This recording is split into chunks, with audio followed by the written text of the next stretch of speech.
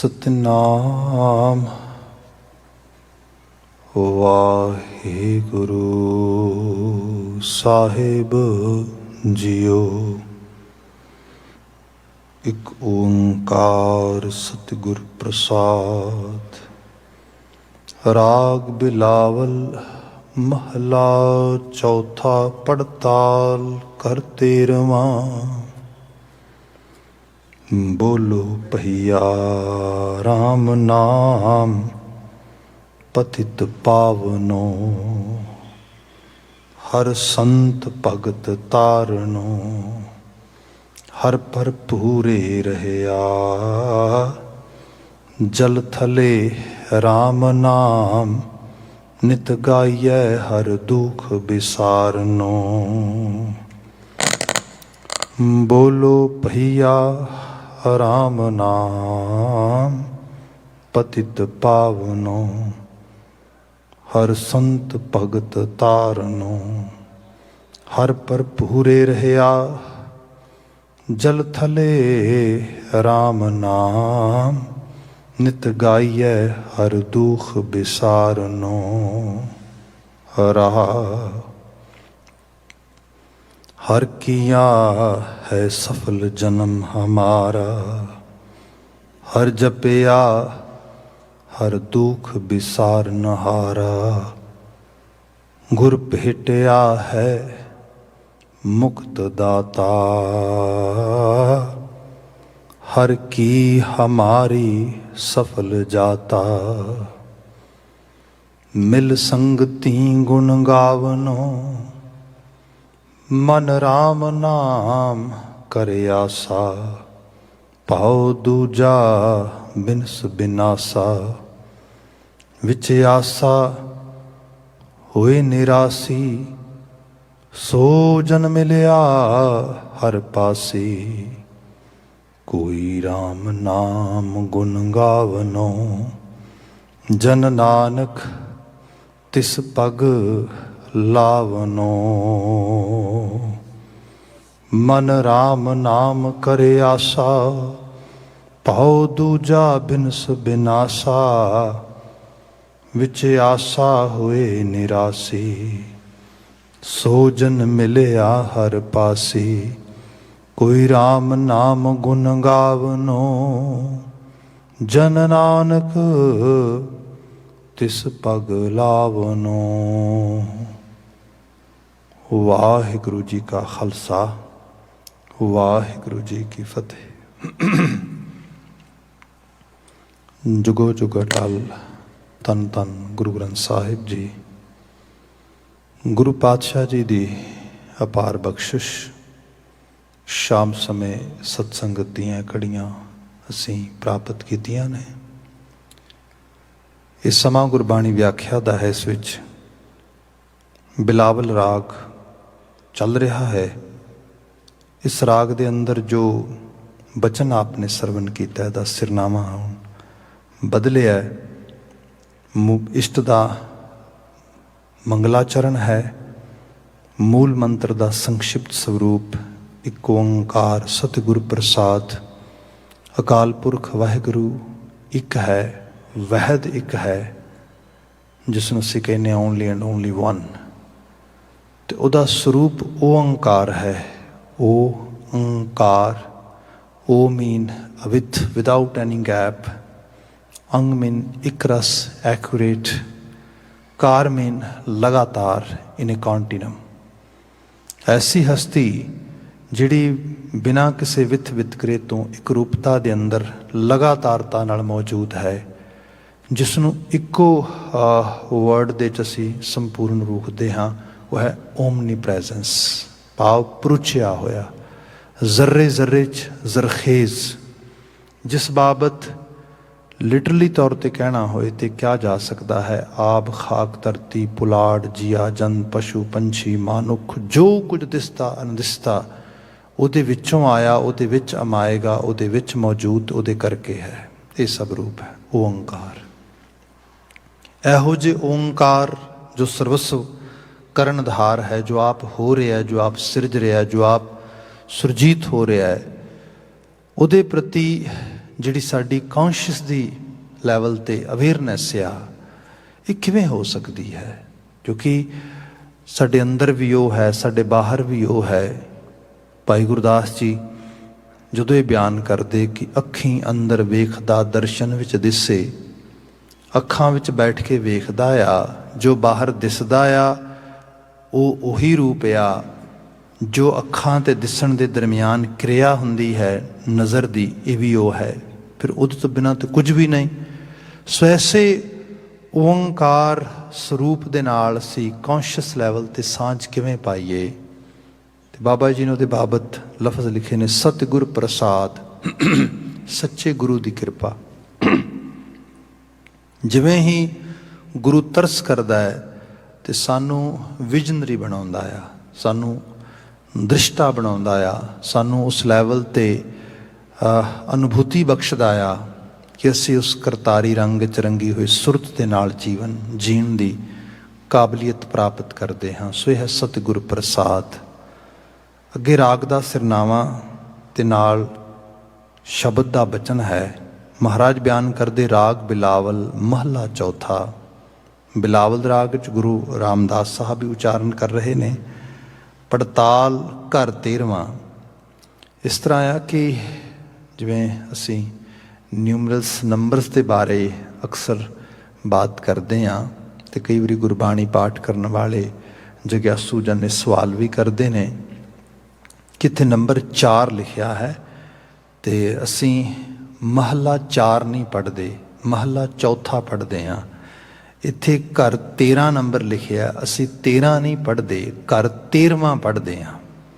ਸੋ ਇਹ ਖਾਸ ਮਾਇਨਾ, ਇਹਦਾ ਮਾਇਨਾ ਇਹ ਹੈ ਕਿ ਗੁਰੂ ਮਹਾਰਾਜ ਨੇ ਸ਼ੁਰੂਆਤ ਵਿੱਚ ਹੀ ਰਾਗਾਂ ਦੇ ਜਿੱਥੇ ਨੰਬਰਸ ਜਿਹੜੇ ਨਿਊਮਰਲ ਨੰਬਰਸ ਲਿਖੇ ਸੀ, ਹਿੰਸਿਆਂ ਦੇ ਨੰਬਰ ਲਿਖੇ ਸੀ, ਉੱਥੇ ਨਾਲ ਲੈਟਰਸ ਦੇ ਵਿੱਚ ਭਾਸ਼ਾਈ ਪੱਖ ਤੋਂ ਵੀ ਐਗਜ਼ੈਕਟਲੀ ਐਵੇਂ ਲਿਖਿਆ। ਬਾਕੀ ਇਹ ਸਾਡੀ ਆਮ ਬੋਲਚਾਲ ਦੀ ਭਾਸ਼ਾ ਵਿੱਚ ਵੀ ਹੁੰਦਾ ਆ। ਜਿਵੇਂ ਸਪੋਜ਼ ਕਰੋ ਸਾਡੇ ਕੈਨੇਡੀਅਨ ਬੱਚੇ, ਜੇ ਉਹਨਾਂ ਨੂੰ ਪੁੱਛੋ ਕਿ ਇਨ ਵਿਚ ਕਲਾਸ ਡੂ ਯੂ ਗੋ, ਕਿਹੜੀ ਜਮਾਤ 'ਚ ਪੜ੍ਹਦੇ ਹੋ, ਅਤੇ ਜੇ ਬੱਚਾ ਸਪੋਜ਼ ਕੈਨੇਡੀਅਨ ਬੋਰਨ ਖੇਡਿਆ ਤਾਂ ਪਤਾ ਲੱਗ ਜਾਂਦਾ, ਉਹ ਇਹ ਕਹਿ ਦਿੰਦਾ ਮੈਂ 6 ਕਲਾਸ 'ਚ ਜਾਂਦਾ। ਜੇ ਬੱਚਾ ਪੰਜਾਬ ਤੋਂ ਆਇਆ ਆ ਅਤੇ ਉਸ ਨੂੰ ਪੁੱਛੋਗੇ ਅਤੇ ਉਸਨੇ 6 ਕਲਾਸ 'ਚ ਜਾਂਦਾ ਨਹੀਂ ਕਹਿਣਾ, ਉਸਨੇ ਕਹਿਣਾ ਮੈਂ 6ਵੀਂ ਵਿੱਚ ਪੜ੍ਹਦਾ ਹਾਂ, 6ਵੀਂ ਵਿੱਚ ਜਾਂਦਾ ਹਾਂ। ਸੋ ਇਹਦਾ ਮਾਇਨਾ ਕਿ ਜਿਸ ਕੌਨਟੈਕਸਟ ਵਿੱਚ ਗੱਲ ਪੁੱਛੀ ਗਈ ਉਹਦੇ 'ਚ ਜਵਾਬ ਦਿੱਤਾ ਗਿਆ। ਸੋ ਇਹ ਰੂਪ ਇਸ ਤਰੀਕੇ ਨਾਲ ਵੀ ਆਉਂਦਾ। ਦੂਸਰਾ, ਜਿਵੇਂ ਸਪੋਜ਼ ਕੋਈ ਪੁੱਛਦਾ ਆ ਤੁਸੀਂ ਕਿੰਨੇ ਭੈਣ ਭਰਾ ਹੋ, ਅਤੇ ਬੰਦਾ ਕਹਿੰਦਾ ਅਸੀਂ 4 ਭੈਣ ਭਰਾ ਹਾਂ, ਮਤਲਬ ਇਸ ਰੂਪ ਵਿੱਚ ਜਵਾਬ ਮਿਲਦਾ। ਉਹ ਕਹਿੰਦਾ ਕਿ ਅੱਛਾ 13 ਨੰਬਰ ਕਿੰਨਵਾਂ ਆਉਂਦਾ, ਅਤੇ ਇਹ ਨਹੀਂ ਕਹਿੰਦਾ ਮੇਰਾ ਨੰਬਰ 3 ਆਉਂਦਾ, ਉਹ ਕਹਿੰਦਾ ਮੇਰਾ ਨੰਬਰ 3 ਆ। ਭਾਵ ਮੈਂ ਤੀਸਰੀ ਜਗ੍ਹਾ 'ਤੇ ਜਨਮ ਲਿਆ ਆ। ਸੋ ਇਸ ਰੂਪ ਵਿੱਚ ਜਿਹੜਾ ਆ ਭਾਸ਼ਾ ਦੇ ਅੱਖਰਾਂ ਦੀ ਸਾਂਝ ਹੁੰਦੀ ਹੈ। ਸੰਥਿਆ ਲੈਂਦਿਆਂ ਪਤਾ ਲੱਗ ਜਾਂਦਾ ਕਿ ਇਹਨਾਂ ਦਾ ਉਚਾਰਨ ਖਾਸ ਰੂਪ ਵਿੱਚ ਹੋ ਰਿਹਾ, ਕਿਉਂਕਿ ਇਹ ਸਿੱਧੇ ਤੌਰ 'ਤੇ ਰਿਪਰੈਜ਼ੈਂਟ ਕਰਦੇ ਨੇ ਕਿ ਇੱਕ ਖਾਸ ਇਨਫੋਰਮੇਸ਼ਨ ਨੂੰ। ਮਹਲਾ ਦੱਸਦਾ ਆ ਗੁਰੂ ਨਾਨਕ ਜੋਤ ਕਿਸ ਜੀਵਨ ਵਿੱਚ ਵਿਚਰ ਰਹੀ ਸੀ ਜਦੋਂ ਇਹ ਸ਼ਬਦ ਉਚਾਰਨ ਕੀਤਾ, ਭਾਵ ਚੌਥਾ ਜਾਮਾ ਗੁਰੂ ਰਾਮਦਾਸ ਸਾਹਿਬ। ਜੇ ਘਰ ਦੀ ਬਾਤ ਕਰੀਏ ਤਾਂ ਘਰ ਦਾ ਸੰਬੰਧ ਗਾਇਨ ਕਲਾ ਦੇ ਨਾਲ ਹੈ, ਕਿਉਂਕਿ ਜਦੋਂ ਸੰਗੀਤ ਹੁੰਦਾ ਹੈ ਤਾਂ ਸੰਗੀਤ ਵਿੱਚ ਐਟਲੀਸਟ 2 ਕੰਡੀਸ਼ਨ ਫੁੱਲਫਿਲ ਹੋਣੀਆਂ ਜ਼ਰੂਰੀ ਹੁੰਦੀਆਂ ਨੇ if we really want to enjoy the music. One is melodious note ਹੁੰਦੇ ਨੇ, ਉਹਦੇ 'ਚ ਇੱਕ ਸੁਰ ਹੁੰਦੀ ਹੈ ਗਾਉਣ ਦੀ, ਉਸ ਸੁਰ ਨੂੰ ਫੋਲੋ ਕੀਤਾ ਜਾਂਦਾ। ਅਤੇ ਦੂਸਰਾ ਉਸ ਸੁਰ ਦੇ ਨਾਲ ਨਾਲ ਉਸ ਨੂੰ ਪ੍ਰੋਪਰਲੀ ਓਪਰੇਟ ਕਰਨ ਵਾਸਤੇ ਥਾਪ ਚਾਹੀਦੀ ਹੁੰਦੀ ਹੈ, ਜਿਹਨੂੰ ਰਿਦਮ ਕਹਿੰਦੇ ਆ। ਸੋ ਉਹਦੇ 'ਚ ਤਾਲਾਂ ਹੁੰਦੀਆਂ ਨੇ। ਸੋ ਉਸ ਰਿਦਮ ਨੂੰ, ਉਸ ਤਾਲਾਂ ਨੂੰ ਫੋਲੋ ਕਰਨ ਵਾਸਤੇ ਘਰ ਆ। ਸੋ 13ਵੇਂ ਘਰ ਨੂੰ ਪ੍ਰਯੋਗ ਵਿੱਚ ਲਿਆਉਣਾ ਆ। ਅੱਗੇ ਫਿਰ ਜਿਹੜਾ ਲਫ਼ਜ਼ ਇਹਦੇ ਨਾਲ ਆ ਰਿਹਾ ਪੜਤਾਲ। ਪੜਤਾਲ ਜਿਵੇਂ ਪਹਿਲੇ ਬਾਤ ਕੀਤੀ, ਤਾਲ ਦਾ ਸੰਬੰਧ ਹੈ ਇਹਦੇ ਨਾਲ, ਅਤੇ ਇਹਦੇ 'ਚ ਪੜਤਾਲ ਇਹਦੇ ਅਰਥ ਕਰਦਿਆਂ ਸਾਡੇ ਸ਼ਬਦ ਕੋਸ਼ਾਂ ਵਾਲਿਆਂ ਨੇ ਦੱਸਿਆ ਆ ਕਿ ਤਾਲ ਜਿਹਦੇ 'ਚ ਵਾਰ-ਵਾਰ ਬਦਲੀ ਜਾਏ, ਵਾਰ-ਵਾਰ ਰਿਪੀਟ ਕੀਤੀ ਜਾਏ, ਦੈਟ ਇਜ਼ ਪੜਤਾਲ। ਵਾਰ-ਵਾਰ ਤਾਲ ਦਾ ਪੈਣਾ ਇਸ ਤਰੀਕੇ ਨਾਲ ਹੁੰਦਾ ਹੈ। ਆਪ ਅਕਸਰ ਗੁਰਬਾਣੀ ਦੇ ਗਾਇਨ ਕਰਨ ਵਾਲੇ ਸੱਜਣਾ ਤੋਂ ਪੜਤਾਲਾਂ ਸੁਣਦੇ ਹੋ, ਹੁਣ ਤੇ ਇਤਨੀ ਜ਼ਿਆਦਾ ਸਾਡੇ ਅੰਦਰ ਕਸ਼ਿਸ਼ ਨਹੀਂ ਰਹੀ। ਅਦਰਵਾਈਜ਼ ਜੋ ਟ੍ਰੈਡੀਸ਼ਨਲ ਕੀਰਤਨ ਜਾਂ ਜੋ ਗੁਰਬਾਣੀ ਰਾਗਬੱਧ ਰਚਨਾ ਜਿਵੇਂ ਰਚੀ ਗਈ ਹੈ ਉਹਦੇ 'ਚ ਕੀਰਤਨ ਗਾਇਆ ਜਾਏ ਅਤੇ ਫਿਰ ਉਸ ਕੀਰਤਨ ਦੇ ਅੰਦਰ ਇਹ ਸਾਰੀਆਂ ਕੰਡੀਸ਼ਨਸ ਫੋਲੋ ਕੀਤੀਆਂ ਜਾਂਦੀਆਂ ਨੇ। ਪਰ ਇਹਦੇ 'ਚ ਅਸੀਂ ਕੀਰਤਨ ਕਰਨ ਵਾਲਿਆਂ ਨੂੰ ਦੋਸ਼ੀ ਨਹੀਂ ਠਹਿਰਾ ਸਕਦੇ। ਇਹਦੇ 'ਚ ਵੱਡਾ ਜਿਹੜਾ ਭਾਵ ਹੈ ਉਹ ਸਾਡੀ ਆਪਣੀ ਸਰੋਤ ਦਾ ਲੈਵਲ ਵੀ ਹੈਗਾ ਆ।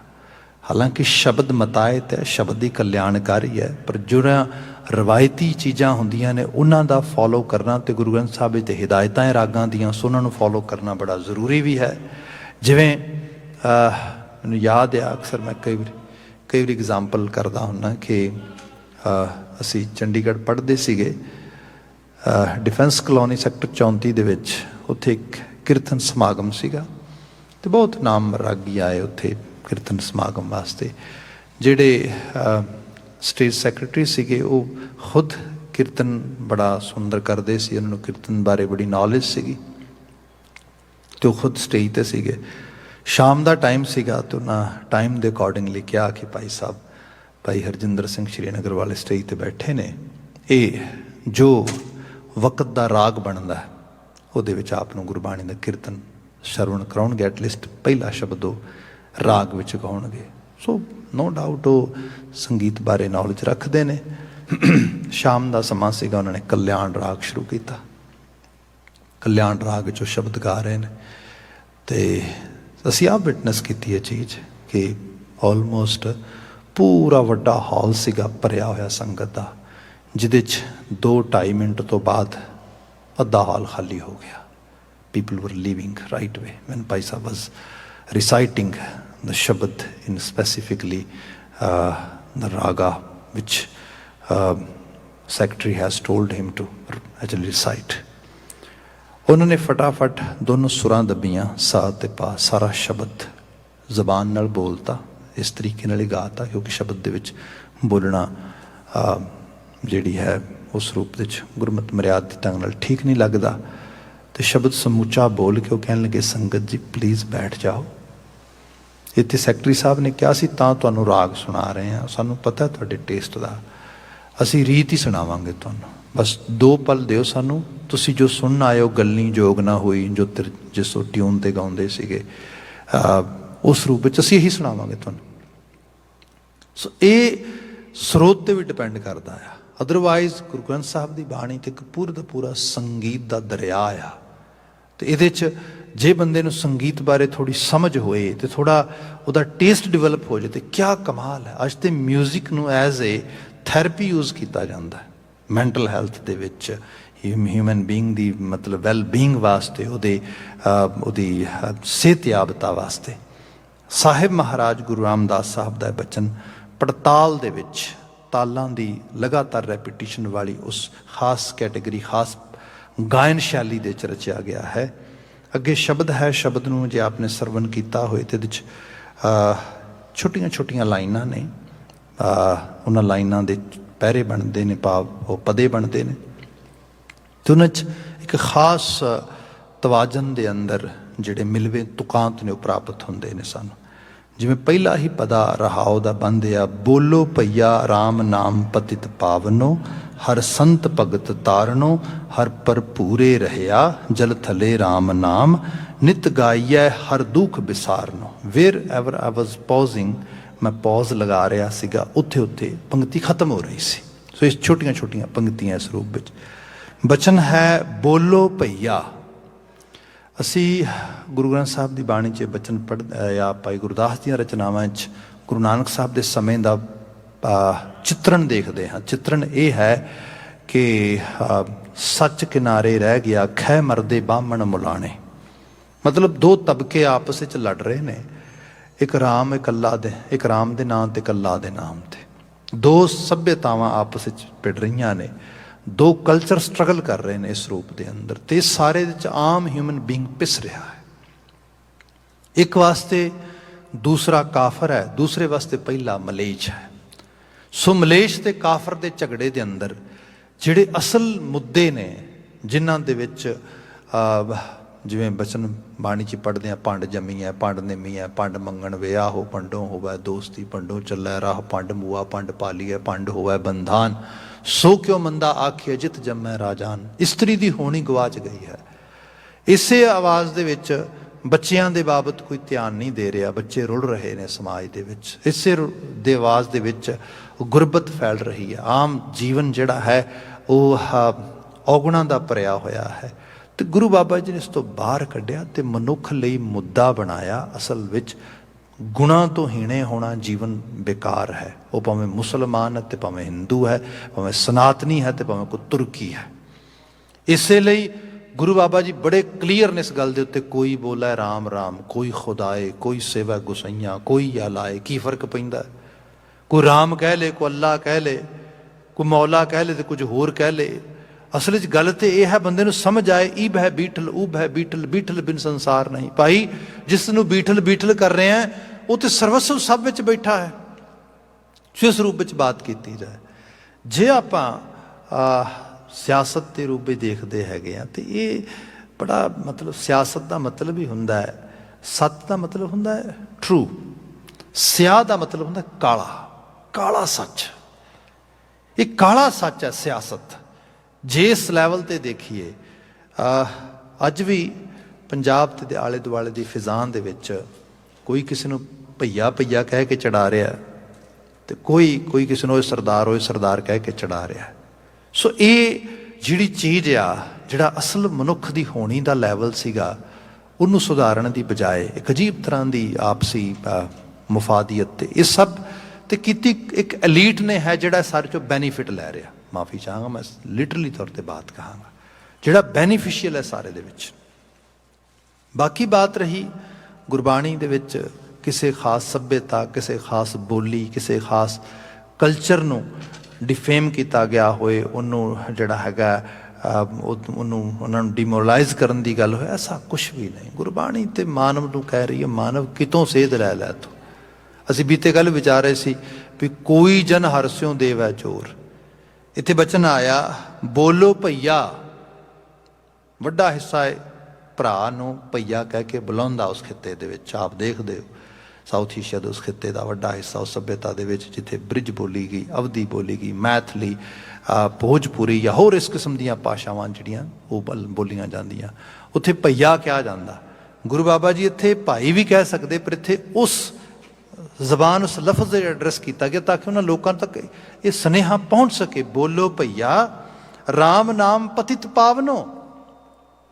ਅਸਲ ਵਿੱਚ ਬੰਦੇ ਨੂੰ ਪਤਿਤ ਤੋਂ ਪਾਵਨ ਕਰਨ ਵਾਲੀ ਕਿਹੜੀ ਚੀਜ਼ ਆ, ਕਿਹੜਾ ਪਾਰਸ ਆ ਜਿਹੜਾ ਪਤਿਤ ਤੋਂ ਪਾਵਨ ਕਰ ਦਿੰਦਾ ਹੈ? ਰਾਮ ਨਾਮ। ਬੰਦੇ ਦੇ ਵਿੱਚ ਗੁਣ ਹੋਣੇ ਚਾਹੀਦੇ ਨੇ, ਸ਼ੁਭਤਾ ਹੋਣੀ ਚਾਹੀਦੀ ਹੈ, ਜੀਵਨ ਦੇ ਅਮਲ ਵਿੱਚ ਇਖਲਾਕੀਅਤ, ਜਿਹਨੂੰ ਕਹਿ ਲਓ ਕਿ ਇੱਕ ਟਰੂਥਫੁਲਨੈਸ ਹੋਣੀ ਚਾਹੀਦੀ, ਇੱਕ ਇਨਗਰੀਡੀਐਂਟ ਜਿਹੜਾ ਖਾਸ ਕਰਕੇ ਬੰਦੇ ਦੀ ਇੰਟੀਗ੍ਰਿਟੀ ਹੈ ਉਹ ਇੱਕ ਹਾਇਰ ਲੈਵਲ ਤੇ ਹੋਏ, ਬੰਦੇ ਦੇ ਅੰਦਰ ਇੱਕ ਕਿਰਦਾਰੀਅਤ ਹੋਏ, ਇਸ ਕਿਸਮ ਦੀ ਅਸੀਂ ਤਵੱਕੋਂ ਕਰਦੇ ਹਾਂ। ਪਰ ਜਦੋਂ ਬੰਦਾ ਆਪਣੇ ਕਿਰਦਾਰ ਤੋਂ ਗਿਰ ਜਾਂਦਾ, ਸਪੋਜ਼ ਝੂਠ ਬੋਲਣ ਲੱਗ ਗਿਆ, ਨਿੰਦਿਆ ਚੁਗਲੀ ਕਰਨ ਲੱਗ ਗਿਆ, ਫਿਰ ਕਿਤੇ ਕਿਸੇ ਤਰੀਕੇ ਦੇ ਨਾਲ ਅੱਖ ਬਚਾ ਕੇ ਚੋਰੀ ਕਰਨ ਲੱਗ ਗਿਆ, ਕਿਸੇ ਤਰ੍ਹਾਂ ਦੀ ਵੀ ਚੋਰੀ, ਹੋਰ ਨਸ਼ੇ ਪੱਤੇ ਕਰਨ ਲੱਗ ਗਿਆ, ਘਰਾਂ ਥਾਵਾਂ ਦੇ ਵਿੱਚ ਬੋਲ ਬਾਣੀ ਦਾ ਲੈਵਲ ਲੋਅਰ ਆ ਗਿਆ, ਲਫ਼ਜ਼ ਸਹੀ ਨਹੀਂ ਯੂਜ਼ ਕਰਦਾ, ਗਾਲਾਂ ਕੱਢਦਾ, ਮੰਦਾ ਬੋਲਦਾ, ਕੌੜਾ ਬੋਲਦਾ, ਬੰਦੇ ਦੀ ਇਸ ਕਿਸਮ ਦੀ ਹਾਲਤ ਬਣ ਗਈ, ਉਹ ਪਤਿਤ ਹੋਣ ਵਾਲੇ ਲੈਵਲ ਤੇ ਆ ਗਿਆ। ਹੁਣ ਪਤਿਤ ਨੂੰ ਵਾਪਸ ਪਾਵਨ ਉਸ ਜਗ੍ਹਾ ਤੇ ਕੌਣ ਲਿਆਵੇ? ਤੇ ਇਹ ਮੰਨਿਆ ਵੀ ਜਾਂਦਾ ਜਦੋਂ ਇੱਕ ਵਾਰੀ ਬੰਦਾ ਆਪਣੇ ਤਵਾਜ਼ਨ ਤੋਂ ਡਿੱਗ ਜਾਏ, ਉਹਦੀ ਵਾਪਸੀ ਜਾਂਦਾ ਨਾ, ਕਿਸੇ ਚੀਜ਼ ਨੂੰ ਰਿਵਾਈਵ ਕਰਨਾ, ਕਿਸੇ ਚੀਜ਼ ਨੂੰ ਵਾਪਸ ਉਸ ਲੈਵਲ ਤੇ ਲੈ ਕੇ ਆਉਣਾ, it's not possible, it's not easy. ਬਾਬਾ ਜੀ ਕਹਿੰਦੇ ਰਾਮ ਨਾਮ ਪਤਿਤ ਪਾਵਨੋ, ਰਮੀ ਹੋਈ ਹਸਤੀ ਰੱਬ ਦਾ ਨਾਮ, ਅਕਾਲ ਪੁਰਖ ਵਾਹਿਗੁਰੂ ਦਾ ਅਹਿਸਾਸ, ਇਹ ਬੰਦੇ ਨੂੰ ਪਤਿਤ ਤੋਂ ਪਾਵਨ ਕਰ ਦਿੰਦਾ। ਇਹ ਉਹਦੀ ਡਿੱਗੇ ਹੋਏ ਲੈਵਲ ਨੂੰ ਉਠਾਉਣ ਦੇ ਵਿੱਚ, ਉਬਾਰਨ ਦੇ ਵਿੱਚ ਮਦਦਗਾਰ ਹੋ ਸਕਦਾ। ਸੋ ਦੀ ਬਾਤ ਕੀਤੀ ਗਈ। ਫਿਰ ਕਿਹਾ ਹਰ ਸੰਤ ਭਗਤ ਤਾਰਨੋ। ਤੇ ਭਾਈ ਇਸ ਰਾਮ ਦੇ ਨਾਮ ਤੱਕ, ਸਾਡੇ ਰਾਮ ਦੇ ਨਾਮ ਨੂੰ ਸਾਡੇ ਤੱਕ ਪਹੁੰਚਦਾ ਕਰਨ ਵਾਸਤੇ ਸੰਤ ਭਗਤ, ਜਿਹੜੇ ਸੰਤ ਜਨ ਨੇ, ਭਗਤ ਜਨ ਨੇ, ਉਹ ਸਾਨੂੰ ਉਹਦੇ ਨਾਲ ਜੋੜਦੇ। ਤੇ ਇੰਜ ਕਹਿ ਲਵੋ ਕਿ ਹੈ ਤੇ ਪ੍ਰਭੂ ਦਾ ਨਾਮ ਹੀ ਅਸਲ ਦੇ 'ਚ ਪਾਰ ਉਤਾਰਾ ਕਰਨ ਵਾਲਾ, ਪਰ ਉਸ ਬੇੜੇ ਦਾ ਮਲਾਹ ਸੰਤ ਤੇ ਭਗਤ ਨੇ, ਜਿਹੜੇ ਉਸ ਬੇੜੇ ਵਿੱਚ ਬੈਠਣ ਵਿੱਚ ਮਦਦ ਕਰਦੇ, ਜਿਹੜੇ ਅਸਲ ਵਿੱਚ ਉਹਦੇ ਅਕਾਲ ਪੁਰਖ ਵਾਹਿਗੁਰੂ ਜੀ ਦੇ ਮੈਸੇਂਜਰਸ ਨੇ, ਜਿਹੜੇ ਉਹਦੇ ਸੰਦੇਸ਼ ਵਾਹਕ ਨੇ, ਜਿਹੜੇ ਸੰਦੇਸ਼ ਸਾਡੇ ਤੱਕ ਪਹੁੰਚਦਾ ਕਰਦੇ। ਸੋ ਦੀ ਬਾਤ ਕੀਤੀ ਕਿ ਹਰ ਸੰਤ ਭਗਤ ਤਾਰਨੋ ਹਰਪੁਰ ਪੂਰੇ ਰਹਿਆ। ਬਾਕੀ ਇਹ ਵੀ ਨਹੀਂ ਕਿ ਉਹਦਾ ਨਾਮ ਕਿਤੇ ਮੁੱਕ ਗਿਆ ਤੇ ਹਸਤੀ ਖਤਮ ਹੋ ਗਈ। ਮਹਾਰਾਜ ਕਹਿੰਦੇ ਭਰਪੂਰ ਹੀ ਹੈ, ਉਹ ਕਾਇਮ ਦਾਇਮ ਹੈ, ਮੌਜੂਦ ਹੈ, ਜ਼ਰਰੇ ਜ਼ਰਰੇ 'ਚ ਆਪਾਂ ਪਹਿਲਾਂ ਹੀ ਬਾਤ ਕੀਤੀ, ਉਹ ਜ਼ਰਖੇਜ਼ੀਅਤ ਹੈ। ਸੋ ਉਹਦੀ ਬਾਤ ਹੋਈ ਕਿ ਹਰਪੁਰ ਪੂਰੇ ਰਹਿਆ।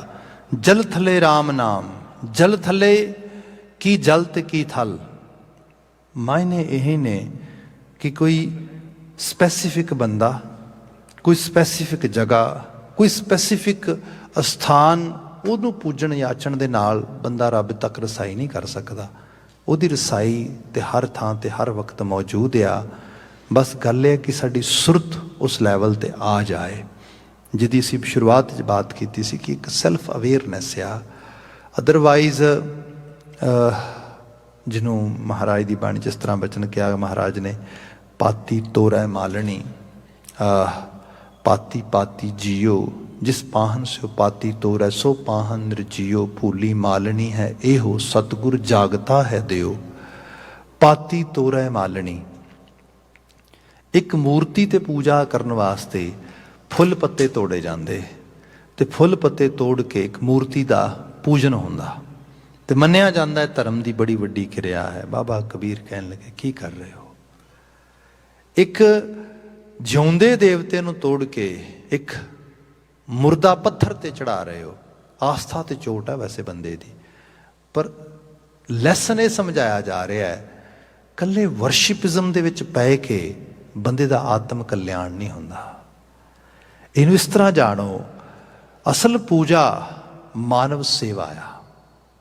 ਜਿਹਨੂੰ ਮਾਨਵ ਸੇਵਾ ਨਹੀਂ ਦਿਸਦੀ, ਜਿਸਨੂੰ ਅਸੀਂ ਬਚਨ ਪੜ੍ਹਦੇ, ਜਾਗਤ ਜੋਤ ਜਪੈ ਨਿਸਬਾਸੁਰ, ਜਿਹਨੂੰ ਜਾਗਦੀ ਹੋਈ ਜੋਤ ਨਹੀਂ ਦਿਸਦੀ, ਜਿਹਨੂੰ ਨਿਸਬਾਸੁਰ ਅਸੀਂ ਆਰਾਧਨਾ ਆ, ਮਨੁੱਖਤਾ ਦਾ ਦਰਦ ਨਹੀਂ ਦਿਸਦਾ, ਵੇਦਨ ਨਹੀਂ ਦਿਸਦੀ। ਇਸ ਲਈ ਗੁਰਮਤਿ ਦੇ ਵਿੱਚ ਜਿਹੜਾ ਅਸਲ ਵਰਸ਼ਿਪਿਜ਼ਮ ਹੈਗਾ ਹੈ ਨਾ, ਉਹ ਹੈਗਾ ਸੇਵਾ ਕਰਤ ਹੋਏ ਨਿਹਕਾਮੀ, ਨਿਸ਼ਕਾਮ ਭਾਵ ਨਾਲ ਸੇਵਾ ਕਰਨੀ। ਸਵਾਰਥ ਭਾਵ ਨਾਲ ਤੇ ਬੜੇ ਲੋਕ ਕਰਦੇ, ਆਪਣੇ ਲਾਲਚ, ਆਪਣੇ ਹਵਸ ਦੇ ਮਾਰੇ ਹੋਏ ਲੋਕ। ਪਰ ਗੁਰਬਾਣੀ ਨੇ ਇਹ ਵੀ ਕਈ ਜਗ੍ਹਾ ਤੇ ਸਾਨੂੰ ਰੋਮ ਦਿੱਤਾ। ਮਹਾਰਾਜ ਕਹਿੰਦੇ ਜੇ ਬੜਾ ਲਾਲਚ ਦਾ ਵੀ ਮਾਰਿਆ ਨਾ, ਤਾਂ ਵੀ ਗੁਰੂ ਤੇ ਰੱਬ ਦੇ ਦੱਸੇ ਹੋਏ ਰਾਹ ਨੂੰ ਨਾ ਛੱਡੀ, ਕਿਉਂਕਿ ਇਹ ਹੁੰਦਾ ਆ ਕਿ ਆਪਣੇ ਲੋਭ ਕੋ ਕੀਨੋ ਮੀਤ। ਕੋਈ ਗੁਰੂ ਤੇ ਰੱਬ ਨੂੰ ਆਪਣੇ ਸਵਾਰਥ ਕਰਕੇ ਮਿੱਤ ਬਣਾ ਲੇ, ਪਰ ਸਹੀ ਡਾਇਰੈਕਸ਼ਨ ਦੇ ਵਿੱਚ। ਭੁਲੇਖਾ ਇਹ ਨਾ ਰੱਖੇ ਕਿ ਕਿਸੇ ਖਾਸ ਸਟੈਚੂ ਵਰਸ਼ਿਪਿਜ਼ਮ ਵਿੱਚੋਂ ਕੁਝ ਨਿਕਲ ਆਵੇਗਾ ਕਿਸੇ ਹੋਰ। ਬੰਦੇ ਮਨੁੱਖਤਾ ਦੀਆਂ ਅਸੀਸਾਂ, ਦੁਆਵਾਂ, ਇੱਕ ਦੂਜੇ ਦੀਆਂ ਜਿਹੜੀਆਂ ਅਸੀਂ ਵੇਵ ਸਾਡੀਆਂ ਪਹੁੰਚਦੀਆਂ ਨੇ। ਅੱਜ ਤੇ ਟੈਲੀਪੈਥੀ ਦੀ ਗੱਲ ਹੁੰਦੀ ਹੈ, ਹੋਲਿਸਟਿਕ ਹੀਲਿੰਗ ਦੀ ਗੱਲ ਹੁੰਦੀ ਹੈ, ਐਨਰਜੀ ਹੀਲਰਸ ਦੇ ਵੱਡੇ ਵੱਡੇ ਪ੍ਰੋਗਰਾਮ ਚੱਲਦੇ, ਮੇਨ ਸਟਰੀਮ ਦੇ ਵਿੱਚ ਚੱਲਦੇ, ਸਾਇੰਟੀਫਿਕ ਸੁਸਾਇਟੀਜ਼ ਦੇ ਵਿੱਚ ਚੱਲਦੇ, ਫਿਲੋਸਫੀਕਲ ਸੁਸਾਇਟੀਜ਼ ਵਿੱਚ ਚੱਲਦੇ, ਜਿੱਥੇ ਇਹ ਬਿਆਨ ਕੀਤਾ ਜਾਂਦਾ ਕਿ ਬੰਦਾ ਇੱਕ ਦੂਸਰੇ ਦਾ ਦਾਰੂ ਹੈ।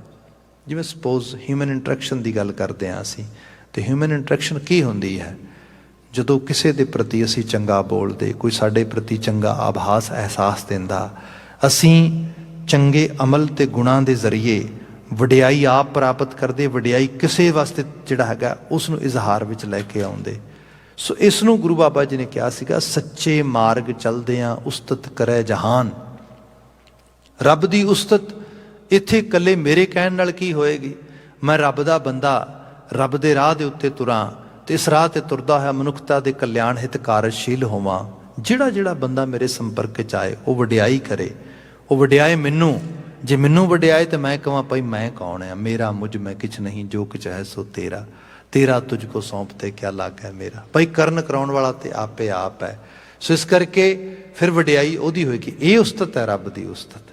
ਇਸ ਨੂੰ ਸਾਹਿਬ ਨੇ ਕਿਹਾ ਇਹ ਪੂਜਾ ਕਰ, ਇਹ ਅਰਚਨਾ ਕਰ। ਇਹ ਹੈ ਅਕਾਲ ਪ੍ਰਸਤਗੀ, ਅਕਾਲ ਦੀ ਪੂਜਾ। ਇਹ ਜਿਹੜਾ ਬਚਨ ਆ ਰਿਹਾ ਨਾ, ਜਲ ਥਲੇ ਰਾਮ ਨਾਮ।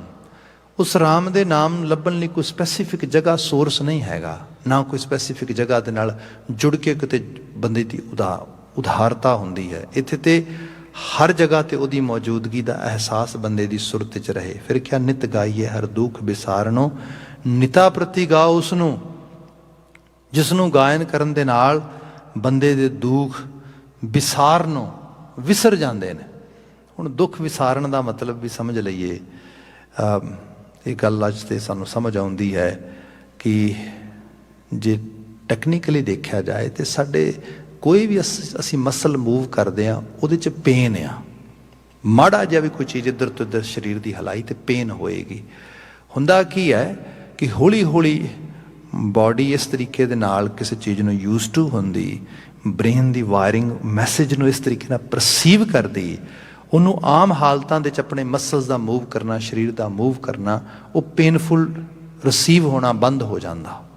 ਬਲਕਿ ਉਸ ਨੋਰਮਲ ਕੰਡੀਸ਼ਨ ਨੂੰ ਨੋਰਮਲ ਐਕਸੈਪਟ ਕਰਕੇ ਉਹਦੇ ਤੋਂ ਜੇ ਡਿਫਰੈਂਟ ਹੁੰਦਾ ਤਾਂ ਉਹ ਸਿਗਨਲਸ ਦਿੰਦੀ ਕਿ ਭਾਈ ਕੁਝ ਐਬਨੋਰਮਲ ਹੋ ਰਿਹਾ, ਐਕਸਰਸਾਈਜ਼ ਨਹੀਂ ਹੋ ਰਹੀ, ਬਾਡੀ ਮੂਵ ਨਹੀਂ ਕਰ ਰਹੀ, ਇਸ ਕਰਕੇ ਬਾਡੀ ਆਕੜ ਰਹੀ ਹੈ।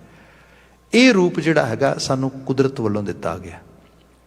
ਇਨ ਬਿਨ ਜੀਵਨ ਦੇ ਵਿੱਚ ਚੈਲੰਜਸ ਆਉਣੇ, ਮਤਲਬ ਅਨਸਰਟਨ ਲੈਵਲ ਦੀਆਂ ਸਿਚੁਏਸ਼ਨਸ ਨੂੰ ਫੇਸ ਕਰਨਾ, ਹਰ ਚੀਜ਼ ਦੀ ਕੁਝ ਹੀ ਨਹੀਂ ਚੱਲੇਗੀ। ਉਹਦੇ ਬਾਬਤ ਜਿਵੇਂ ਦੀ ਸਾਡੀ ਜਿਵੇਂ ਦਾ ਸਾਡਾ ਐਕਸਪੀਰੀਅੰਸ ਹੈ, ਜਿਵੇਂ ਦਾ ਸਾਡਾ ਮਾਈਂਡ ਸੈਟ ਬਣਾਇਆ ਗਿਆ ਆਲੇ ਦੁਆਲੇ ਦੁਆਰਾ, ਉਹਦੇ ਵਿੱਚੋਂ ਜਿਵੇਂ ਅੱਜ ਕੱਲ੍ਹ ਬੱਚੇ ਨੇ, ਬੱਚਿਆਂ ਨੂੰ ਜਿੰਨਾ ਤੁਸੀਂ ਸਿਮਰਨ ਕਰਾਓਗੇ ਐਨਗਜ਼ਾਇਟੀ ਦਾ, ਸਟਰੈਸ ਦਾ, ਬੋਰਡਮ ਦਾ, ਵਰੀਜ਼ ਦਾ, ਬੱਚੇ ਉਸ ਵਰਡ ਨੂੰ ਵਾਰ-ਵਾਰ ਰਿਪੀਟ ਕਰਨਗੇ। ਉਹਨਾਂ ਨੂੰ ਨਹੀਂ ਪਤਾ what does boredom mean exactly, worries ਦਾ ਮਤਲਬ ਕੀ ਹੁੰਦਾ ਆ, ਸਟਰੈਸ ਚੀਜ਼ ਕਿਹਨੂੰ ਕਿਹਾ ਜਾਂਦਾ ਆ। ਫਿਰ ਅੱਜ ਕੱਲ੍ਹ ਹੁਣ ਜਿਹੜੀ ਹਿਊਮਨ ਬਿਹੇਵੀਅਰ ਨੂੰ ਰਿਪਰੈਜ਼ੈਂਟੇਸ਼ਨ ਦੇਣ ਵਾਲੀ ਲੈਂਗੁਏਜ ਆ, ਇਹਦੇ 'ਚ ਲਗਾਤਾਰ ਚੇਂਜਸ ਆ ਰਹੇ ਨੇ, ਮੋਡੀਫਿਕੇਸ਼ਨ ਹੋ ਰਹੀ ਹੈ। ਹੁਣੇ ਬਿਆਨ ਕੀਤਾ ਜਾ ਰਿਹਾ ਕਿ yes we can talk about stress but we always have in our mind there are two type of stress, positive or negative. ਕਿਹੜਾ ਸਟਰੈਸ ਪੋਜ਼ੀਟਿਵ ਹੈ, ਕਿਹੜਾ ਨੈਗੇਟਿਵ ਹੈ, ਇਹਦਾ ਪਤਾ ਕਰੋ। Anxiety, it's good to feel anxiety but we have to actually find out what is the good in anxiety and what is the bad in anxiety. ਸੋ ਇਸ ਕਿਸਮ ਦੀਆਂ ਗੱਲਾਂ ਕੀਤੀਆਂ ਗਈਆਂ ਤਾਂ ਕਿ ਮਨੁੱਖਤਾ ਅਹਿਸਾਸ ਕਰ ਸਕੇ ਕਿ ਅਲਟੀਮੇਟਲੀ ਕਿਸ ਚੀਜ਼ ਨੂੰ ਜ਼ਹਿਨ ਵਿੱਚ ਰੱਖਣਾ ਹੈ, ਕਿਸ ਚੀਜ਼ ਨੂੰ ਵਿਸਾਰਨਾ, ਬਾਹਰ ਕੱਢਣਾ ਹੈ। ਜਿਸ ਚੀਜ਼ ਨੂੰ ਦਿਮਾਗ ਵਿੱਚ ਰੱਖਾਂਗੇ, ਹੁਣ ਸਪੋਜ਼ ਪੰਜਾਬੀ ਦੀ ਅਸੀਂ ਕਈ ਵਾਰੀ ਅਖਾਣ ਯੂਜ਼ ਕਰਦੇ ਹਾਂ, ਈਡੀਅਮ, ਭਾਈ ਰਿਸ਼ਤਿਆਂ 'ਚ ਆਮ ਕਰਕੇ ਹਸਾਏ ਦਾ ਨਾਂ ਨਹੀਂ ਹੁੰਦਾ, ਰਵਾਏ ਦਾ ਨਾਂ ਹੁੰਦਾ ਆ। ਜਿੱਥੇ ਹਸਾਇਆ ਗਿਆ, ਖੁਸ਼ੀ ਦਿੱਤੀ ਗਈ, ਉਹ ਹੋ ਸਕਦਾ ਸਾਲ ਦੀ ਗੱਲ ਹੋਏ, 2 ਸਾਲ ਲਗਾਤਾਰ ਕਿਸੇ ਨੂੰ ਕੰਫਰਟ ਪ੍ਰੋਵਾਈਡ ਕਰਵਾਇਆ ਗਿਆ। 2 ਸਾਲ ਬਾਅਦ ਕਿਤੇ ਇੱਕ ਐਸੀ ਸਿਚੁਏਸ਼ਨ ਬਣੀ ਜਿੱਥੇ ਅਨਕੰਫਰਟੇਬਲ ਕੋਈ ਫੀਲ ਕਰ ਗਿਆ, ਬਸ ਉਹਨੂੰ ਆਪਣੀ ਮੈਮਰੀ 'ਚ ਪਾ ਲਿਆ। ਹੁਣ ਉਹ ਚੀਜ਼ ਯਾਦ ਰੱਖ ਲਈ, ਬਾਕੀ ਸਾਰੀਆਂ ਚੀਜ਼ਾਂ ਭੁਲਾ ਦਿੱਤੀਆਂ। ਹੋਇਆ ਕਿ ਗਲਤ ਤਰੀਕੇ ਦੀ ਇਮੇਜ ਕਿਸੇ ਬਾਰੇ ਬਣਾ ਲਈ। ਇਹਨਾਂ ਚੀਜ਼ਾਂ ਨੂੰ ਫਿਰ ਇਹ ਫੀਲਿੰਗਸ ਦਾ ਫਿਰ ਬੰਦਾ ਜੋੜ ਲੈਂਦਾ ਆ। ਜਿਵੇਂ ਅਸੀਂ ਇੱਥੇ ਇੱਕ ਵਾਰੀ ਕਾਫੀ ਸਾਲ ਪਹਿਲਾਂ ਇੱਕ ਪੇਰੈਂਟਿੰਗ ਬਾਰੇ ਕੈਂਪ ਕਰ ਰਹੇ ਸੀਗੇ ਅਤੇ ਇੱਕ ਮੋਮ ਆਈ, ਰਿਟਾਇਰਡ ਸ਼ਾਇਦ ਨਰਸ ਸੀਗੇ ਉਹ। She was professional, she was very you can say vocal, educated, and she has been in this society for so many years. ਅਕਸਰ ਉਹ ਕਥਾ ਵੀ ਸੁਣਦੀ, ਸਾਡੇ ਪ੍ਰੋਗਰਾਮ ਵਿੱਚ ਵੀ ਪਾਰਟੀਸਪੇਟ ਕਰਦੀ। ਉਹਨੇ ਜਿਵੇਂ ਕਿਹਾ ਅਤੇ ਉਹ ਕਹਿੰਦੀ ਗੱਲ ਇਹ ਹੈ ਕਿ ਤੁਸੀਂ ਅੱਜ ਚਾਈਲਡ ਪੇਰੈਂਟ ਰਿਲੇਸ਼ਨਸ਼ਿਪ ਦੇ ਉੱਤੇ ਕਾਫੀ ਕੁਛ ਪ੍ਰੈਜੈਂਟੇਸ਼ਨਸ ਕੀਤੀਆਂ ਨੇ, ਇੱਥੇ ਕੁਝ ਤੁਹਾਡੇ ਸਪੀਕਰ ਵੀ ਬੋਲੇ ਨੇ। ਮੇਰਾ ਇੱਕ ਕੁਐਸਚਨ ਇਹ ਹੈਗਾ ਕਿ ਮੇਰੀ ਬੇਟੀ ਹੈ, ਬੜੀ ਪਿਆਰੀ ਹੈ, ਬੜਾ ਵਧੀਆ ਸਭ ਰਿਲੇਸ਼ਨਸ਼ਿਪ ਵੀ ਠੀਕ ਹੈ। I cannot say very good, but it's actually there is a relationship, we have a relationship, but there are some issues too. ਇੱਕ ਇਸ਼ੂ ਇਹ ਹੈਗਾ ਕਿ ਕਿਤੇ ਉਹਦੀ ਬਚਪਨ ਦੇ ਵਿੱਚ ਉਸ ਨੂੰ ਇੱਕ ਵਾਰੀ ਅਸੀਂ ਨਿਊਯਾਰਕ ਘੁੰਮਣ ਵਾਸਤੇ ਗਏ ਸੀ, ਮੈਂ ਨਾਲ ਲੈ ਗਈ। ਉੱਥੇ ਇਹਨੇ ਕੋਈ ਇੱਕ ਸਟੋਰ ਦੇ ਉੱਤੇ ਛੋਟੀ ਜਿਹੀ ਇੱਕ ਡੋਲ ਕੋਈ ਪਸੰਦ ਕੀਤੀ ਅਤੇ ਅਸੀਂ ਇਹਨੂੰ ਲੈ ਕੇ ਨਹੀਂ ਦਿੱਤੀ ਐਂਡ ਇਹਨੇ ਕੁਝ ਸਮਾਂ ਕਰਾਈ ਕੀਤਾ ਡੋਲ ਨਾ ਮਿਲਣ ਕਰਕੇ। ਅਤੇ ਖੈਰ ਉਹ ਇੱਕ ਇੰਸੀਡੈਂਟ ਹੋਇਆ ਅਤੇ that was a small incident and we all forget. कुछ समय बाद इन्हें वो डॉल का इंसीडेंट याद करवाया, फिर हुण भी अज तक भी ਜਦੋਂ ਕਿਤੇ ਕੋਈ ਗੱਲ ਹੁੰਦੀ ਹੈ ਤੇ ਉਹ ਰਾਈਟ ਵੇ ਉਹੋ ਜਿਹੀਆਂ ਹੋਰ ਬਹੁਤ ਸਾਰੀਆਂ ਗੱਲਾਂ ਨੇ, ਪਰ ਉਹ ਇੱਕ ਸਪੈਸੀਫਿਕ ਜਾਂ ਪਰਟੀਕੂਲਰ ਗੱਲ ਆ ਜਿਹਦਾ ਉਹ ਜ਼ਿਕਰ ਕਰਦੀ ਹੈ ਕਿ ਓਕੇ ਤੂੰ ਚੰਗੀ ਮੌਮ ਕਿਵੇਂ ਹੋ ਸਕਦੀ ਹੈ, because you even never ever actually bought a doll for me when I was eagerly asking that doll. So you never provide comfort to me anyway, so I cannot say you are a good mom. ਉਹ ਕਹਿੰਦੀ it is heartbreaking. ਮੈਂ ਹੁਣ ਨੂੰ ਕਹਿੰਦੀ ਆ ਵੀ ਤੂੰ ਮੇਰੇ ਨਾਲ ਚੱਲ, ਮੈਂ ਟਿਕਟ ਲਾਉਣੀ ਆ, ਤੈਨੂੰ ਬਿਜ਼ਨਸ ਕਲਾਸ 'ਚ ਬਿਠਾ ਕੇ ਲੈ ਜਾਂਦੀ, ਉਸੇ ਸਟੋਰ 'ਤੇ ਲੈ ਜਾਂਦੀ ਆ, ਉੱਥੋਂ 10 15 20 50 100 ਡਾਲਸ ਬਾਏ ਕਰ ਲੈ, ਪਰ ਵਾਸਤਾ ਰੱਬ ਦਾ ਛੱਡ ਦੇ ਜਾਣ, ਹੁਣ ਮੇਰੀ ਏਜ ਹੋ ਗਈ ਹੈ, ਹੁਣ ਆਖਰਕਾਰ ਸੁਣਦਿਆਂ ਤੇ ਤੂੰ ਫਿਰ ਗੱਲ ਉੱਥੇ ਪਹੁੰਚ ਜਾਂਦੀ ਹੈ। ਇਹ ਕੀ ਹੈ ਐਕਚੁਅਲੀ? ਗੱਲ ਇਹ ਹੈ ਸਾਡੀ ਜਿਹੜੀ ਮੈਮਰੀ ਹੈ, ਇਟਸ ਲਾਈਕ ਏ ਪੋਕਟ ਬੜੀ ਛੋਟੀ ਜਿਹੀ ਹੁੰਦੀ ਹੈ, ਪੋਕਟ 'ਚ ਹਰ ਚੀਜ਼ ਨਹੀਂ ਪੈਂਦੀ। ਅੱਜ ਕੱਲ੍ਹ ਦੇ ਏਡੇ ਵੱਡੇ ਫੋਨ ਆ ਗਏ ਨੇ ਕਈ ਵਾਰੀ, ਹਾਲਾਂਕਿ ਆਈਫੋਨ ਨੇ ਕਿਹਾ ਸੀਗਾ ਕਿ it's always B pocket friendly, ਪਰ ਅੱਜ ਕੱਲ੍ਹ ਸਾਈਜ਼ ਆ ਗਏ, ਬਹੁਤੇ ਪੋਕਟ ਫਰੈਂਡਲੀ ਵੀ ਨਹੀਂ ਰਹਿ ਗਏ। ਪਰ ਜਿਹੜੀਆਂ ਚੀਜ਼ਾਂ ਪੋਕਟ ਫਰੈਂਡਲੀ ਨੇ ਉਹੀ ਪੋਕਟ 'ਚ ਰਹਿ ਸਕਦੀਆਂ ਨੇ। If something is not pocket friendly we can not put in our pocket. Memory is like a pocket, ਉਹਦੇ ਵਿੱਚ ਉਸੇ ਸਾਈਜ਼ ਦੀ ਕੋਈ ਚੀਜ਼ ਜਿਹੜੀ ਉਹ ਫਿੱਟ ਬੈਠਦੀ ਹੈ। ਤੇ ਹੁਣ ਇਹ ਵੀ ਹੈ ਡਿਸਾਈਡ ਅਸੀਂ ਕਰਦੇ ਹਾਂ ਕਿ ਇਸ ਪੋਕਟ 'ਚ ਪਾ ਕੇ ਕੀ ਰੱਖਣਾ ਆ। ਹੁਣ ਉਹ ਚੂਜ਼ ਕੀਤਾ ਗਿਆ ਕਿ ਜਿਹੜੀ ਕੋਈ ਵੀ ਕਿਸੇ ਕਿਸਮ ਦੀ ਬਿਟਰ ਮੈਮਰੀ ਸੀਗੀ ਉਹਨੂੰ ਪਾ ਲਿਆ, ਉਸੇ ਨੂੰ ਹੀ ਸੁਰਤ 'ਚ ਪਾ ਲਿਆ, ਉਸੇ ਨੂੰ ਹੀ ਖਿਆਲ 'ਚ ਪਾ ਲਿਆ। ਤੇ ਉਹ ਫਿਰ ਐਵੇਂ ਨਹੀਂ ਰਹਿੰਦੀ, ਪੋਕਟ 'ਤੇ ਹੈ ਕਿ ਤੁਸੀਂ ਪਾਈ ਤੇ ਰੱਖ ਲਈ। ਇਸ ਜਿਹੜੀ ਸਾਡੀ ਮੈਮਰੀ ਦੀ ਪੋਕਟ ਆ, ਇਹਦੇ 'ਚ ਕੋਈ ਚੀਜ਼ ਪਾਉਂਦੇ ਆ ਤੇ ਉਸ ਨੂੰ ਜਿੰਨੀ ਦੇਰ ਤੱਕ ਰੈਪੀਟੀਸ਼ਨ ਨਹੀਂ ਮਿਲਦੀ, ਕੌਨਸ਼ੀਅਸ ਲੈਵਲ 'ਤੇ ਵੀ ਜਦੋਂ ਜਿਵੇਂ ਉਹ ਬੋਲਦੀ ਹੈ, ਉਹ ਕਹਿੰਦੀ ਹੈ ਕਿ ਤੂੰ ਮੈਨੂੰ ਲੈ ਕੇ ਨਹੀਂ ਦਿੱਤੀ, ਇਹਦਾ ਮਤਲਬ ਉਹਨੂੰ ਨਹੀਂ ਦੱਸ ਰਹੀ, ਇਕੱਲੀ ਆਪਣੇ ਆਪ ਨੂੰ ਵੀ ਦੱਸ ਰਹੀ ਹੈ ਕਿ ਇਸ ਮਾਂ ਬਾਰੇ ਚੰਗਾ ਨਹੀਂ ਸੋਚਣਾ, ਨਾ ਇਹਨੂੰ ਚੰਗਾ ਨਹੀਂ ਫੀਲ ਕਰਾਉਣਾ। ਕਿਉਂ? ਕਿਉਂਕਿ ਇਹਨੇ ਕਦੀ ਮੈਨੂੰ ਚੰਗਾ ਫੀਲ ਨਹੀਂ ਸੀ ਹੋਣ ਦਿੱਤਾ। So it's her punishment. And second thing, conscious level 'ਤੇ ਕਦੀ ਕਦਾਰ ਕਹਿੰਦੀ ਹੋਏਗੀ, ਅਨਕੌਨਸ਼ੀਅਸ ਲੈਵਲ 'ਤੇ ਕਈ ਵਾਰੀ ਦੁਹਰਾਉਂਦੀ ਹੋਣੀ ਆਪਣੇ ਅੰਦਰ, ਕਿਉਂਕਿ ਉਹ ਪੋਕਟ ਉਹੀ ਹੈ ਨਾ, ਉਹਨੂੰ ਸਟਰੈਂਥ ਦੇ ਕੇ ਰੱਖਣਾ ਉਸ ਰੂਪ ਦੇ 'ਚ। ਇਹ ਸਿਮਰਨ ਆ, ਇਹ ਇੱਕ ਤਰ੍ਹਾਂ ਦਾ ਇਹੀ ਬੰਦੇ ਨੂੰ ਹੁਣ ਸਮਝ ਆ ਰਿਹਾ ਹੌਲੀ ਹੌਲੀ। ਇਹ ਜਿਹੜਾ ਜ਼ਿਕਰ ਆ ਰਿਹਾ ਨਾ ਕਿ ਕੁਝ ਚੀਜ਼ਾਂ ਐਸੀਆਂ ਗਾਈਆਂ ਜਾਣ, ਐਸੀਆਂ ਸਮਝੀਆਂ ਜਾਣ, ਪੜ੍ਹੀਆਂ ਜਾਣ, ਜਿਹਦੇ ਵਿੱਚੋਂ ਦੁੱਖ ਵਿਸਾਰਨ ਦੀ ਖਮਤਾ ਬੰਦੇ 'ਚ ਵੱਧ ਜਾਏ। ਅਦਰਵਾਈਜ਼ ਬੰਦਾ ਜਿਹੜਾ ਦੁੱਖ ਦੇਣ ਵਾਲੀ ਚੀਜ਼ ਆ ਆਪ ਨੂੰ ਜਾਂ ਕਿਸੇ ਨੂੰ, ਉਹਨੂੰ ਰਿਪੀਟ ਕਰੀ ਜਾਂਦਾ ਲਫ਼ਜ਼ਾਂ 'ਚ, ਅਲਫਾਜ਼ਾਂ 'ਚ, ਸੋਚਾਂ 'ਚ। ਫਿਰ ਕਿਤੇ ਮੌਕਾ ਬਣਦਾ ਤੇ ਫਿਰ ਉਹ ਮੌਕਾ ਖੁੰਝਾਉਂਦਾ ਨਹੀਂ ਗਾ। ਜਿਵੇਂ ਉਹ ਮਾਂ, ਉਹ ਕਹਿੰਦੀ ਉਹ ਮੌਕਾ ਖੁੰਝਾਉਂਦੀ ਨਹੀਂ। ਨੋ ਡਾਊਟ ਮੈਂ ਫੀਲ ਕਰਦੀ ਉਹਦੀ ਪੇਨ ਹੈ, ਪਰ ਉਹ ਮੈਨੂੰ ਵੀ ਪੇਨ ਦਿੰਦੀ ਹੈ ਨਾਲ ਦੀ ਨਾਲ, ਤੇ ਮੈਨੂੰ ਪੇਨ ਦੇ ਕੇ ਫਿਰ ਆਪ ਹੋਰ ਪੇਨ ਫੀਲ ਕਰਦੀ ਹੈਗੀ ਹੈ। ਇਹ ਹੈ ਦੁੱਖ ਨੂੰ ਰਿੜਕਣਾ, ਇਹ ਹੈ ਦੁੱਖ ਦੇ ਵਿੱਚ ਜਿਹੜਾ ਹੈਗਾ ਇਸ ਤਰੀਕੇ ਨਾਲ ਰੁੜਦੇ ਲੱਗੇ ਜਾਣਾ। ਤੇ ਬਾਣੀ ਨੇ ਕਿਹਾ ਇਹਦੀ ਕੋਈ ਹੋਰ ਰਿਪਲੇਸਮੈਂਟ ਨਹੀਂ ਗੀ। ਇੱਕ ਕੰਮ ਕਰਨਾ ਸ਼ੁਰੂ ਕਰ ਦੇ ਕਿ ਮਹਾਰਾਜ ਸਾਹਿਬ ਕਹਿੰਦੇ ਜਿਹੜਾ ਤੂੰ ਨਹੀਂ ਕਰ ਰਿਹਾ, ਮੈਂ ਕੀ ਨਹੀਂ ਕਰ ਰਿਹਾ। ਅਸੀਂ ਸ਼ਬਦ ਪੜ੍ਹਦੇ ਹਾਂ, ਪਰਮੇਸ਼ਰ ਤੇ ਭੁੱਲਿਆ ਵਿਆਪਣ ਸਭੇ ਰੋਗ, ਵੇਮੁਖ ਹੋਏ ਰਾਮ ਤੇ ਲੱਗਣ ਜਨਮ ਵਿਜੋਗ। ਤੁਸੀਂ ਵੇਮੁਖ ਹੋ ਗਏ ਹੋ, ਮੁੱਖ ਮੋੜ ਲਿਆ ਤੁਸੀਂ ਰਾਮ ਵਾਲੇ ਪਾਸੇ, ਜਿਹਦੀ ਗੁਰੂ ਰਾਮਦਾਸ ਨੇ ਬਾਤ ਕੀਤੀ ਸੀ, ਰਾਮ ਨਾਮ ਪਤਿਤ ਪਾਵਨੋ, ਉਹਦੇ ਵੱਲ ਮੂੰਹ ਕਰ, ਉਸ ਚੀਜ਼ ਨੂੰ ਸੁਰਤ 'ਚ ਪਾ, ਰੈਪੀਟੀਸ਼ਨ ਵਿੱਚ ਲੈ ਕੇ ਆ, ਯਾਦ ਵਿੱਚ ਲੈ ਕੇ ਆ, ਖਿਆਲਾਂ ਵਿੱਚ ਲੈ ਕੇ ਆ।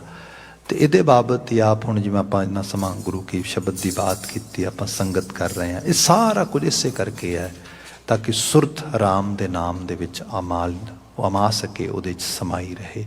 ਰੈਸਟ ਆਫ ਸ਼ਬਦ ਜਿਹੜਾ ਆ ਇਹਦੀ ਫਰਦਰ ਵਿਆਖਿਆ ਕਰਦਾ। ਪੜਤਾਲ ਦਾ ਬੜਾ ਪਿਆਰਾ ਸ਼ਬਦ ਹੈ ਜਿਹਦੀ ਵਿਵੇਚਨਾ ਆਉਂਦੇ ਸਮੇਂ 'ਚ ਕਰਾਂਗੇ। ਹੁਣ ਸਮਾਂ ਹੀ ਸਿਮਰਨ ਦਾ ਹੈ। ਭਾਈ ਸਾਹਿਬ ਆ ਗਏ ਨੇ, ਆਪ ਜੀ ਦੇ ਨਾਲ ਸਿਮਰਨ ਦੇ ਉਸੇ ਕਿਰਿਆ ਦੇ ਨਾਲ ਹੀ ਜੋ ਸਾਡੇ ਜੀਵਨ ਦਾ ਮੂਲ ਅਕਸ਼ ਤੇ ਲਕਸ਼ ਆ, ਉਸ ਦੇ ਨਾਲ ਹੀ ਤੁਹਾਨੂੰ ਜੋੜਨਗੇ। ਮੈਨੂੰ ਇੱਥੇ ਇਜਾਜ਼ਤ ਦੇਣੀ, ਸਭ ਪ੍ਰੇਮ ਆਵਾਜ਼ ਦੇ ਕੇ ਕਹਿ ਦੇਣਾ ਜੀ, ਵਾਹਿਗੁਰੂ ਜੀ ਕਾ ਖਾਲਸਾ, ਵਾਹਿਗੁਰੂ ਜੀ।